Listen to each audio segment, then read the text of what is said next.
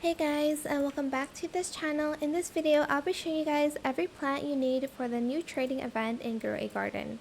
So here's everything that you will need. You will need the carrot, the strawberry, the blueberry, the buttercup, which I do need to buy, the tomato, the corn, and I think that's it. I think it goes until the corn. But you do need a lot, so you are going to want to stock up on these seeds. So I will just do that.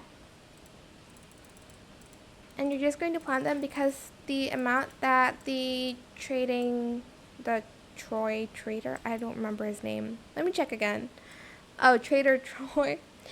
It's going to go up like the amount he needs for those plants, but don't worry, they're not super rare and they don't take a long time to grow.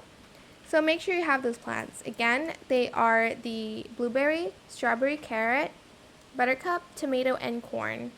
So yeah, that's pretty much it really. Those are the plants you need for this event. I hope it was helpful for you guys. Don't forget to like, comment, share, and also subscribe to this channel if you haven't done that already. If you have any more questions about this video, just leave it in the comment section down below. I'll try my best to answer them all for you guys.